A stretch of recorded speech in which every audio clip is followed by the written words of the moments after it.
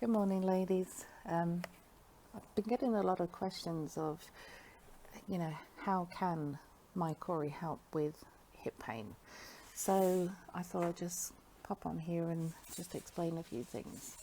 So basically, this area between our sit bones is made for dynamism.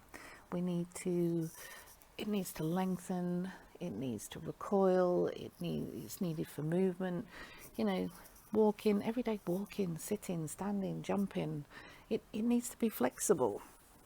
So, it needs that dynamism. It needs to be able to lengthen and recoil. And in childbirth, it can actually, with the folds upon folds upon folds of fascia and connective tissue, it can gain up to 5 times its length to give birth. So this area underneath our sit bones need to be conditioned like any other part of our body.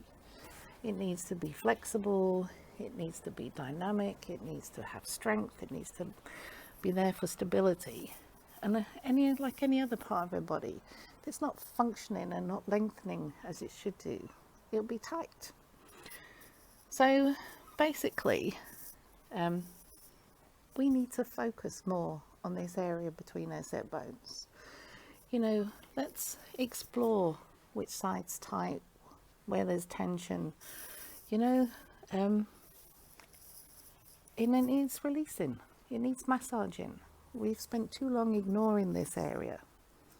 So basically, MyKORI can be used internally, but it's also to be used around this area of the sit bones. So me, being a large lady, need to go on my side. I get a little bit more leverage going across my sit bones for pushing down. But again, you can pull it up over your hip bones here.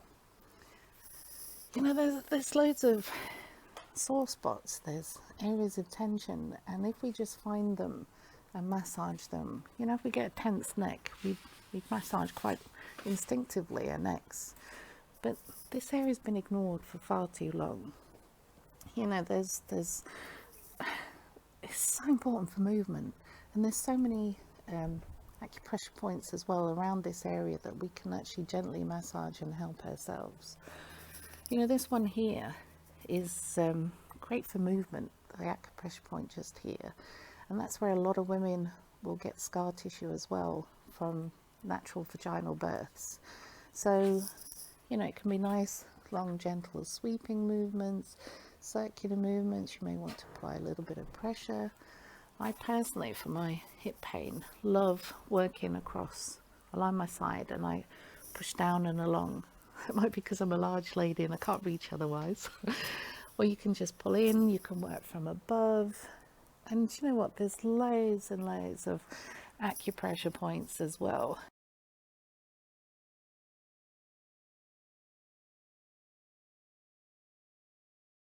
We've got over 20 muscles that will attach from our thighs onto our pelvis, from our pelvis onto, across our pelvis, onto the hip bones around here, through us. We've got the iliopsoas that travels through onto the inner thigh there as well.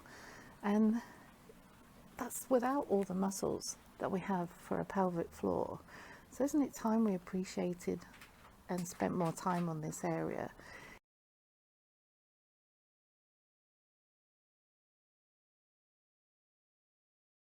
And there are some amazing acupressure points as well, all around our sacrum, which are really, really important. So if you have a feel around your sacrum, you're going to find a few tender points around there as well.